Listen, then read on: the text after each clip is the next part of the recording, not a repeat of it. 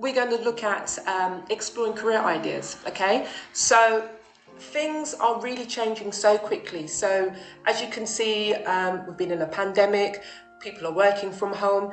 So it's really important to keep up to date with what is happening in the industries and also in terms of the particular sectors that you may want to get into. And really just keep an eye on just watching a bit of news, a bit of, the BBC News, Bloomberg News, and really just keeping up to date with what's actually going on within the news.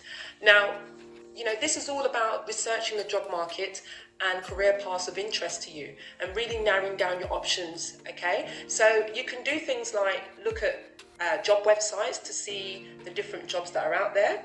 Also, another good way to find out about different careers is to talk to industry experts, okay? You might be able to have an access to a mentor that is actually in the field of the job that you might want to work into, okay? This would actually get you an insight into that actual choosing industry and really will get you thinking, is this the type of industry I want to work in after finding out that information? First, know yourself. You should also be taking account of your skills and really assessing your interests and values, okay? So it's really important to understand your range of skills and knowledge so you can see if they're a good fit for the job that you'd like to do. Now, being aware of the skills that you have, it really helps you to highlight any gaps that you may need to fill in order to achieve your goals. So I would identify my strengths is that I'm a people person. I love helping people, especially young people. This is what I'm passionate about, and I've identified my skills and my strengths, so that's how I was able to make that choice.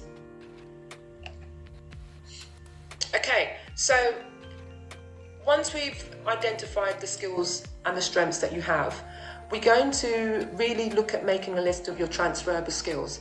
Now, transferable skills are talents and abilities that can be used in many different jobs and career paths, okay? So they can be acquired through employment, through voluntary work, hobbies, schools, internships, anything really, okay? So these are skills that you can use in one particular work environment that can take you from one job to the next, okay? So you've got things like, as you can see on the screen, leadership skills, problem solving, communication skills. These are all transferable skills that you can always take with you in whatever job that you may get into.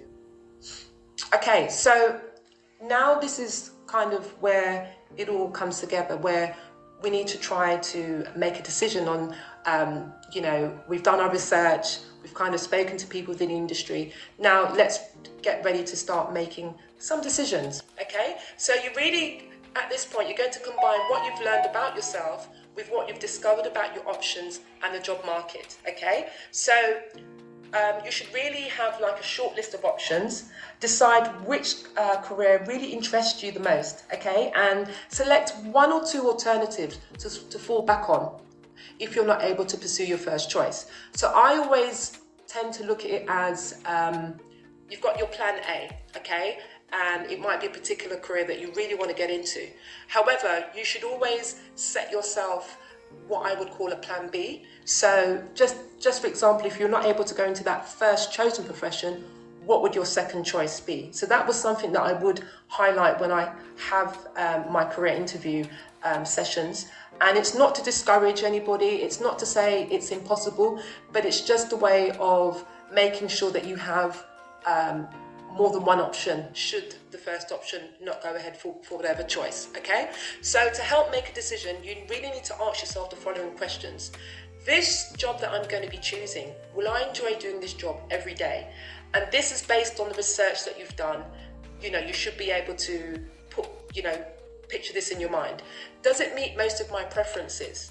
Am I the right person that has the right skills for this particular position? If I don't have the right skills, how can I make sure that I do? Does the company again fit with my values, as I mentioned before? Are there any location, financial skills, limitations that I need to take into account? Is this job realistic in terms of salary? Okay, so it's really, you really can make these decisions by just really asking these questions of yourself. Now, if you're struggling to reach a conclusion, again, there are a number of exercises you can try to aid the decision-making process, where you would list the pros and the cons. So the pros and the cons, the good, the not so good of a particular job career is often useful. And also completing what we call a personal SWOT analysis. And the SWOT analysis stands for S is for strengths, W for weaknesses, O is for opportunities, and T is for threats.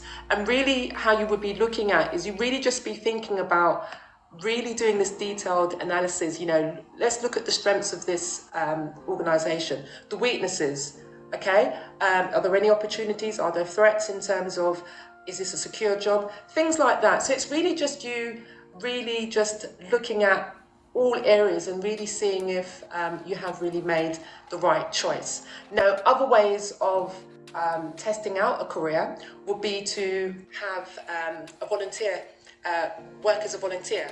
Now, it is known from my past experience that when you take up a volunteer position, it can usually end up to be a permanent position. So let's just say, for example, you found a voluntary job that you do and you really enjoy it. You know, the employer might say, look, we're looking for somebody and we've seen that you're really dedicated, do you want to stay on? So things like that can really happen. And once you're passionate about it, people will see that. So if you're going to go and do a job, and let's just say, for example, you got into a job, you're not too crazy about being there, you're not really happy about being there, but you want to do it for the money. Sooner or later, what will happen is it's going to show in the way that you perform. You can only hold that stance for so long.